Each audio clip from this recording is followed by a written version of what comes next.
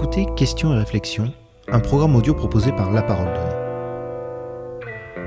Président de CAP, Conseil Analyse et Perspective, Stéphane Rosès accompagne depuis 2009 des présidences et des directions générales de grandes entreprises nationales et internationales, des États et des collectivités territoriales sur leur stratégie d'opinion et de transformation. Maître de conférences à Sciences Po Paris, Stéphane Rosès, ancien directeur de l'Institut CSA, a également travaillé comme sondeur pour Jacques Chirac et Nicolas Sarkozy, puis en qualité de conseiller pour François Hollande. Dans cet entretien, Stéphane Rosès, qui continue à échanger régulièrement avec le sommet de l'État, nous explique pourquoi le retour au roman national français pourrait aider à réparer un pays fracturé. Stéphane Rosès, qu'est-ce que le roman national et que raconte-t-il ? Un roman national, au fond, c'est un récit en général fait par des personnes émanant des classes dirigeantes ou des gouvernants ou des intellectuels, mais il s'agit toujours, au fond, d'un récit permettant d'assembler et de valoriser une communauté humaine. Alors, c'est en général là où il y a des traditions, ça peut être des traditions orales ou écrites, mais une communauté humaine, c'est à partir du moment plutôt où elle se constitue en peuple. À partir du 19e, clairement, ce sont les nations, mais au fond, un roman national, c'est un récit du passé à partir, au fond, des sujets du présent et de la vision de l'avenir. Mais en Occident, clairement, à partir, au fond, du régime d'historicité de la modernité, donc à partir, au fond, du moment où les hommes pensent que c'est eux qui construisent l'histoire et qui doivent la faire. Au fond, c'est souvent le présent qui relie le passé. Dans les formes antérieures, dans les formes religieuses, il y a des romans, c'est pas des romans nationaux, mais c'est plutôt l'idée qu'il faut entretenir le passé dans sa pureté. Mais le terme roman national, c'est à la fois le terme roman, donc on reconstruit un récit du passé. National, ça veut dire qu'au fond, on assemble la communauté nationale, on la valorise au travers d'une relecture du passé. Ce roman national, d'ailleurs, est d'autant plus efficace, il relie d'autant plus gouvernants et gouvernés qu'il reflète, qu'il est animé par l'imaginaire du peuple, l'imaginaire de la nation, c'est-à-dire la façon dont, au début, un peuple s'assemble à partir du moment où, pour faire face au réel, il va générer des façons d'être et de faire. Donc l'efficacité du roman national dans sa capacité à assembler ces diversités, à projeter dans des projets communs, à relier gouvernants, gouvernés, classes dirigeantes, peuple, est d'autant plus efficace que ces différentes parties de la nation sont précédées par un imaginaire commun. Il y a des intérêts différents, voire antagonistes, il y a des classes, il y a la lutte des classes, mais il y a une façon d'être et de faire qui est commune au-delà des intérêts et même des idéologies. Quelle est la part de fiction dans le roman national ? Oui, bon, d'abord, il y a un problème de fond déjà pour les historiens, c'est-à-dire que le travail de l'historien est de dire le passé tel qu'il a eu lieu. Mais le travail scientifique de l'historien, effectivement, doit être une exigence portée aux faits. Et puis, il y a l'interprétation, qui est autre chose. Et là, force est de constater que selon les périodes, l'interprétation des choses varie. Prenons un exemple, la guerre de 14-18. Tant que la société pouvait se projeter dans un avenir meilleur, ce moment d'union nationale était au fond vécu comme une illusion, comme un forçage des soldats à aller se battre, comme un élément de coercition. Et puis plus la société, du fait du cours des choses, du néolibéralisme, a le sentiment qu'elle ne maîtrise plus ce qu'elle a en commun. Alors du coup, elle recherche du commun et pas de la dispute. Et donc, ce qu'on a mis en avant dans la dernière période à propos de la Grande Guerre, c'était, bon, certes toujours l'élément boucherie, mais surtout patriotisme. Et moins, on a forcé les soldats, moins mettre en exergue les mutins.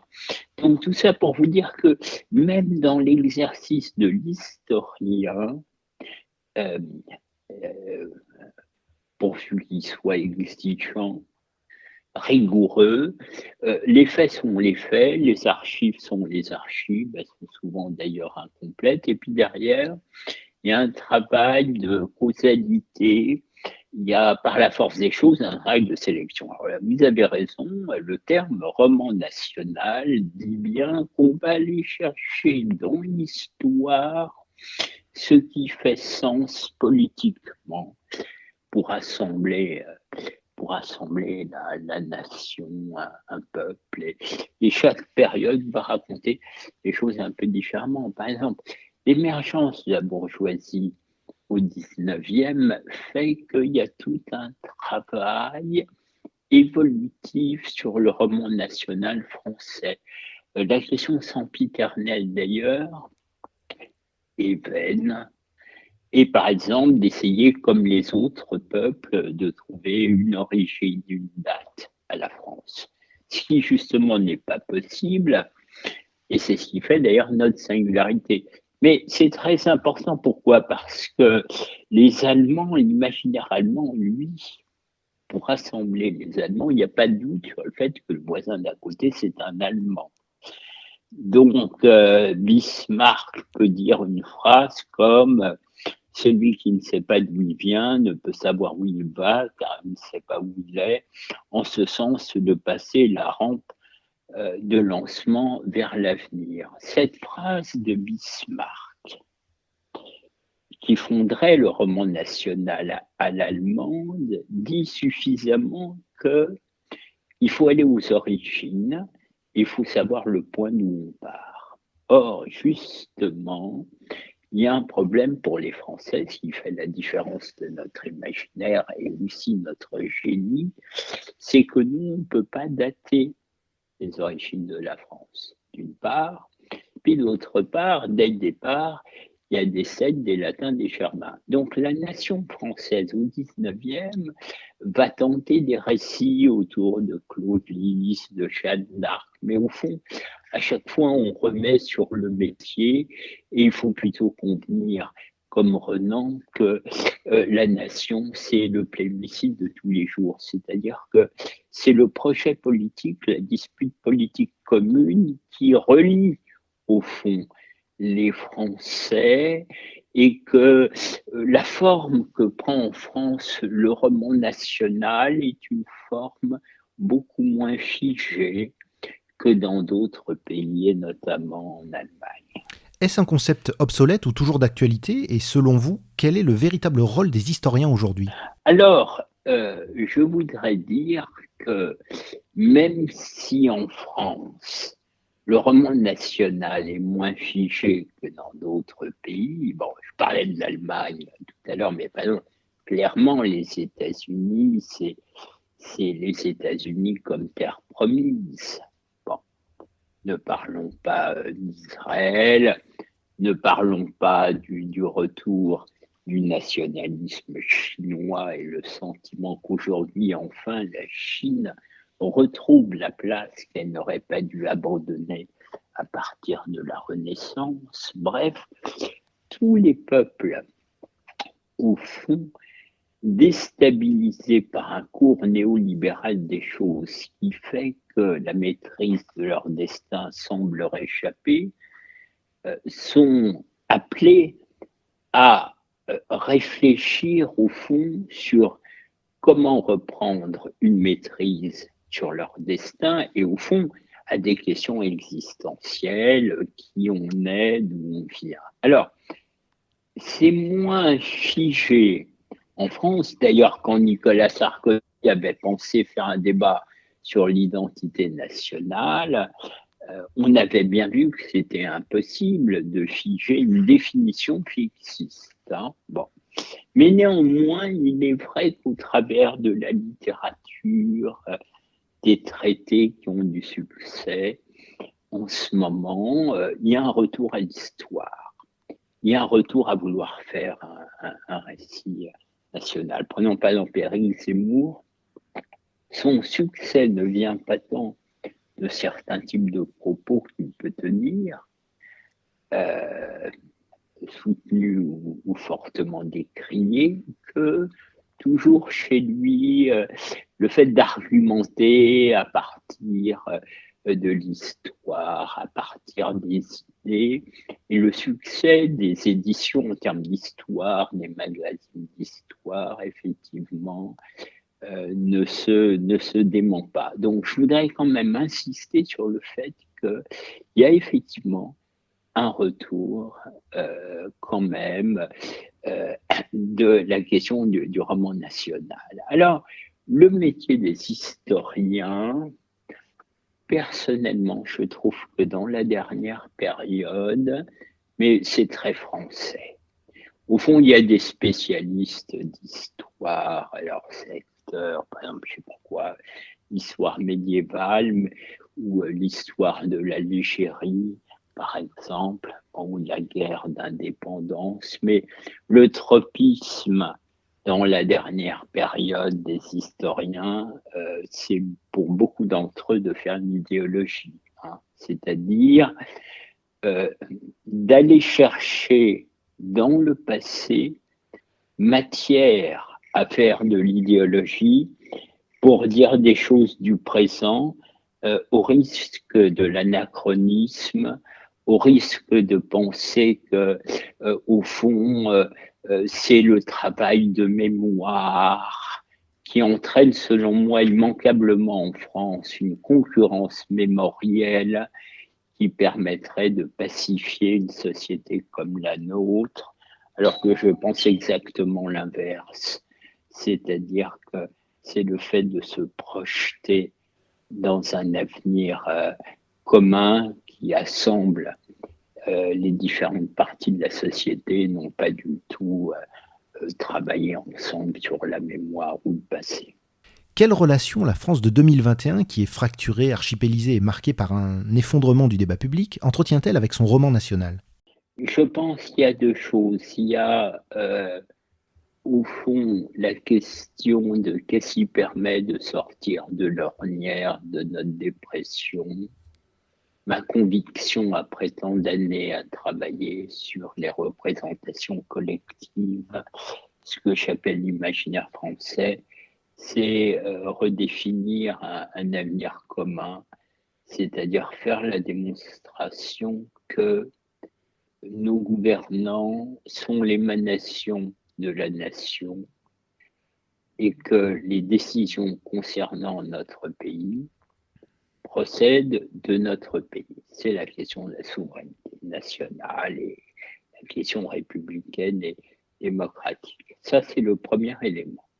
Le second élément, vous l'avez dit, il y a un recul de la pensée, clairement. Il y a un recul de la pensée, il y a une montée du manichéisme, des identitarismes, du fait d'interdire l'autre de parler, non pas pour ce qu'il dit, mais pour ce qu'il saurait. Un blanc n'aurait pas, dans ses thèses identitaristes, légitimité à parler sur la question noire, même pas d'interpréter le spectacle d'un noir. Alors, qu'est-ce qui se passe? Eh bien, ce recul de la pensée est un phénomène archaïque qui vient, selon moi, de raisons profondes, qui est que nos classes dirigeantes ne veulent pas tant construire l'avenir que s'adapter au présent et au cours des choses, de sorte que ça déstabilise les individus et que les individus ne sont plus à même de considérer le réel et le cours des choses comme indépendants d'eux sur lequel ils devraient peser, mais leur sujet premier devient non pas comprendre le réel, mais en être. Or, la façon d'en être, c'est évidemment non pas d'analyser, mais de juger. C'est, comme par hasard, se trouver du côté du bien.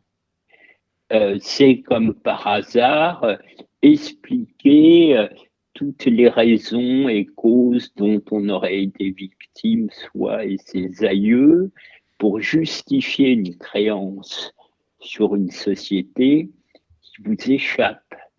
C'est l'idée que l'autre ne pourrait pas comprendre ce que l'on vit, ses émotions, si lui-même n'est pas, je ne sais pas, une femme, un jeune, une minorité sexuelle dotée de telle ou telle couleur de peau. Et alors, il s'agit évidemment d'un recul de la pensée terrible, parce qu'on ne juge pas des idées en fonction de leur pertinence et connexion au réel, mais on juge au fond la personne qui énonce les choses.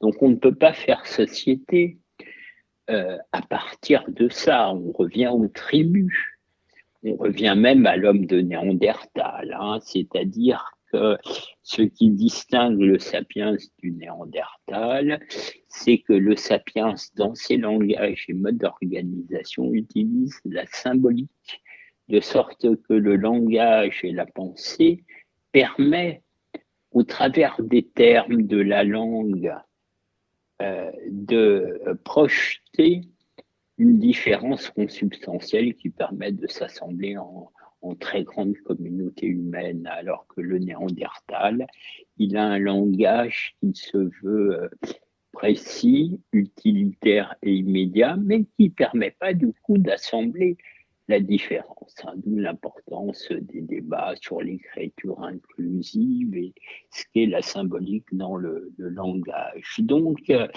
vous le voyez, il y a effectivement un recul de la pensée lié à la période, lié au fait qu'on ne construit plus l'avenir, il faudrait s'adapter au présent, qui fait au fond l'émotion et l'expérience singulière comme justification de l'appartenance à un monde qui vous échappe.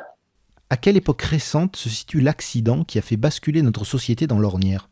Oui, il y a un moment que j'identifie assez clairement, c'est au fond le moment où on pense que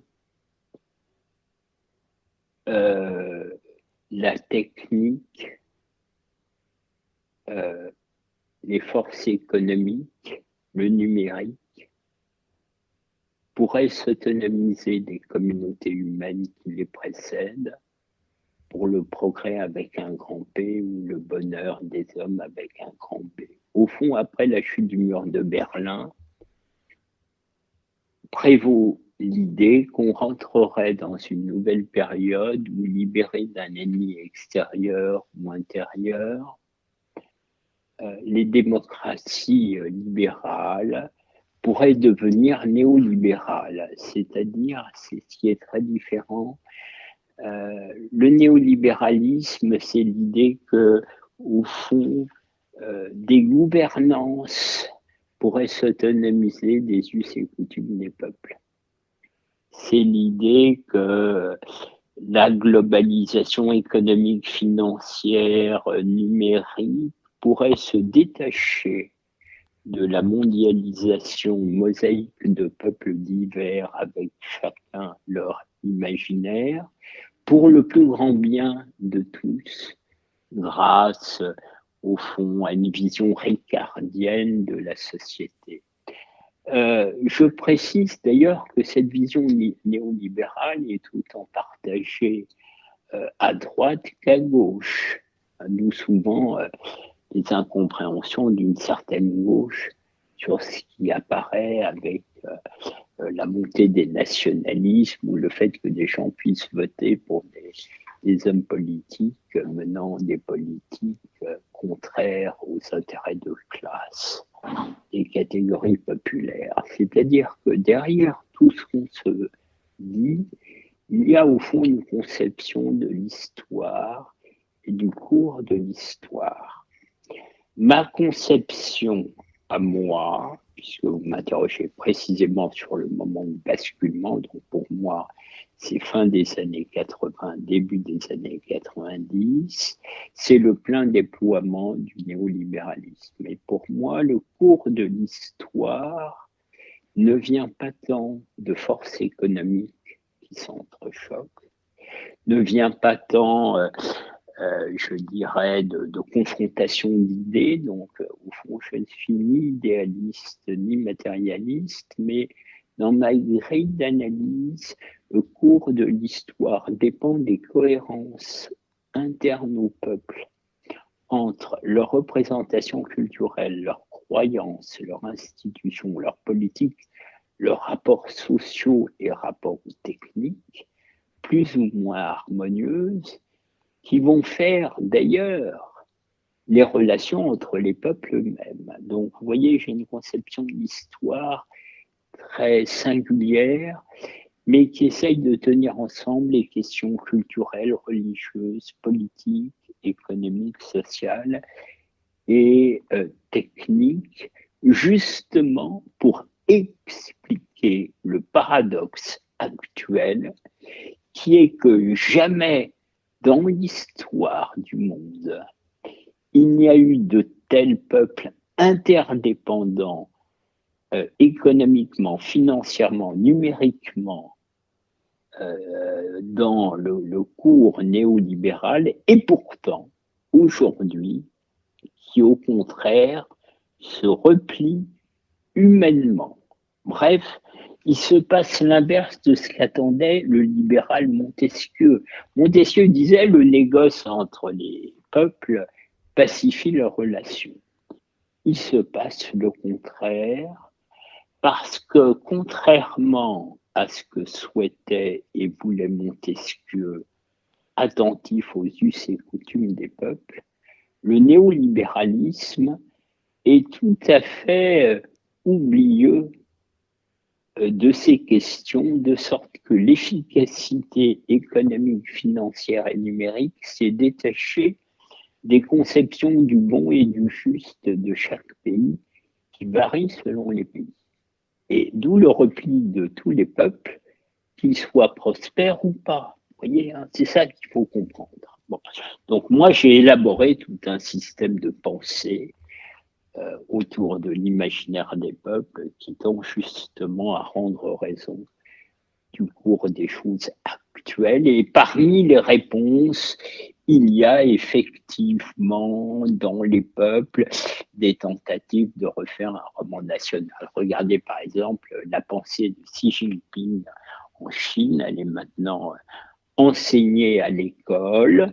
Et derrière la pensée de Xi Jinping, c'est pas seulement celle dirigeant du Parti communiste chinois, dont maintenant le prix de la personnalité est au moins équivalent à ce qu'il était sous Mao, c'est aussi un récit du retour de la Chine dans le monde.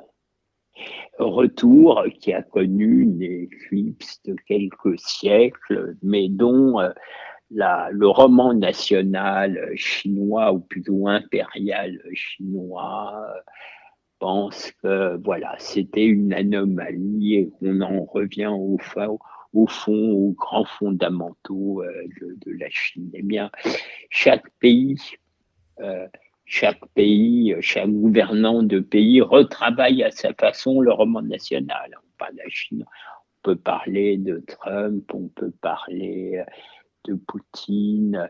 On peut parler évidemment de la montée de l'islamisme qui relie ce qui se passe au travers d'un récit religieux. Alors pour certains national, comme les talibans, pour d'autres internationales, plutôt pour les djihadistes comme Al-Qaïda ou les frères musulmans. Bref, oui, il y a des reconstitutions de romans pour essayer au fond de se réapproprier un cours des choses qui échappe et pour accompagner un phénomène où les peuples voient le caractère archaïque de leur imaginaire remonter. Ma conception de l'histoire n'est pas seulement linéaire à l'occidentale, c'est pour ça que je parle de caractère archaïque de l'imaginaire des peuples qui remonte. Qui, demain, serait le plus à même de reprendre le récit du roman national ? Oui, bien sûr. D'ailleurs, selon moi, dans la période actuelle, n'existe politiquement, électoralement, de façon durable, que ceux qui, d'une façon ou d'une autre, de façon plus ou moins explicite, reviennent à ce que nous sommes, les raisons de notre malheur, et en quoi il serait possible d'en sortir. Emmanuel Macron, inconnu 4 ans avant la présidentielle, avait bien un récit. Il avait un récit, il faut bien. C'était le seul à dire que notre destin ne dépendait ni de la résistance à la mondialisation, comme le disaient de façon différente Mélenchon et Le Pen, ni une soumission économique et retour aux valeurs conservatrices qu'incarnait Fillon. C'était le seul à dire au pays on va se remettre en marche. Le problème, c'est pas vous les Français, vous êtes merveilleux. Le problème, c'est l'ancien système politique. Et donc, je vais construire contre cet ancien monde avec ses clivages gauche-droite archaïques, je vais construire un nouveau monde. Alors, ça a fait le consentement pendant 1 an du pays, d'ailleurs, à des réformes jugées injustes socialement, pourvu de remettre en marche le pays. Mais quand, après le refus de Merkel à Aix-la-Chapelle, de faire bouger les lignes en Europe, au fond, dans sa posture générale, il en revient à celle de ses prédécesseurs, alors c'est une jacquerie historique que celle des Gilets jaunes. Macron nourrit ton peuple. Donc la question fiscale et sociale est ton peuple, la question de la souveraineté.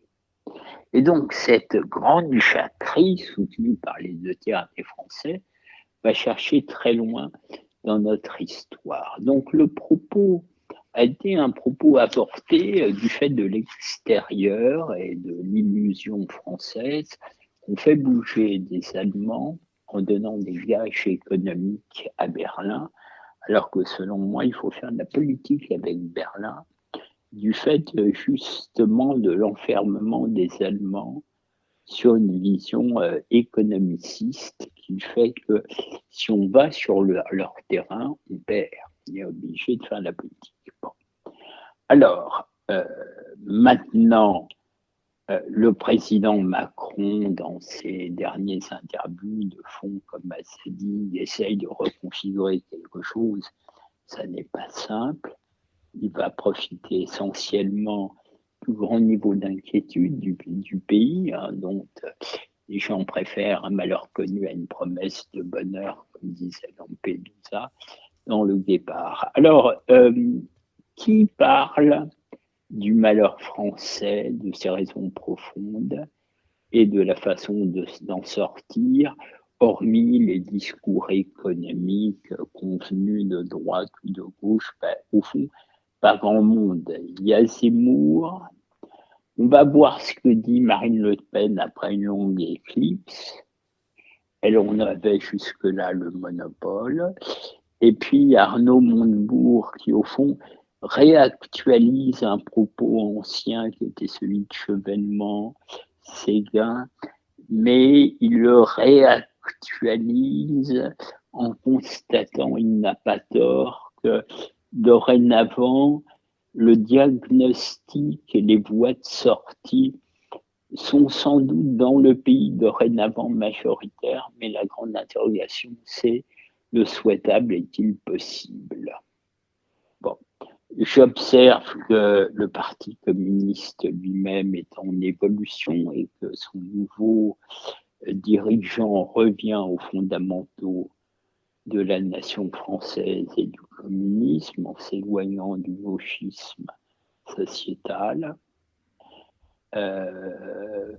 Donc la présidentielle va être intéressante dans la mesure où justement ce n'est pas tant le roman national qui tient ensemble les Français qu'une présidentielle dont la vocation n'est pas tant d'élire un président de la République que de réactiver l'imaginaire français, ce qui nous tient ensemble au travers d'une dispute commune dont les candidats sont les acteurs et non pas les auteurs.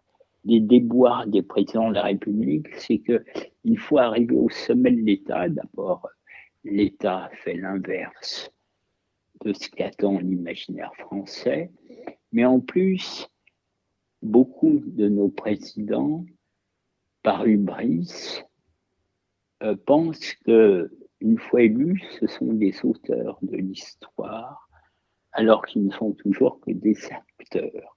Toutes ces contradictions françaises font la dépression française, puis le déclassement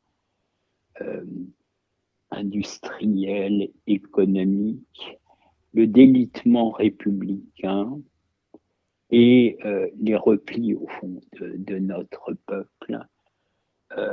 Et cette conjonction incroyable à la fois d'affaiblissement de l'État, on l'a vu lors de la crise sanitaire à un point tel, et en même temps de l'argent distribué qui n'est pas utilisé à l'essentiel, qui serait effectivement de remettre en marche le pays dans la justice, mais en redevenant maître de notre destin. De sorte que pour moi, la seule réponse à notre dépression, c'est de remettre l'État au service de la nation, ce qui n'est pas le cas.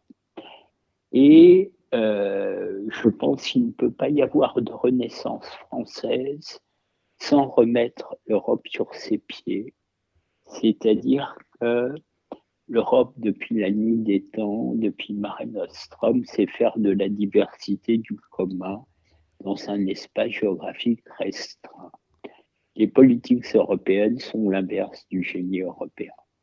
C'est la prétention, en menant des politiques uniques, adaptées à l'imaginaire allemand ordo-libéral, qu'on rapprocherait les peuples avec des politiques de libre-échange et de libre concurrence. Il se passe l'inverse. D'où le fait que l'Europe, au fond, se retire de l'histoire et l'Europe régresse. Donc, il n'existe en termes de pays et de civilisation que les peuples qui sont dans une cohérence entre leur représentation culturelle, leurs institutions, les politiques menées et leurs rapports sociaux et rapports à la technique.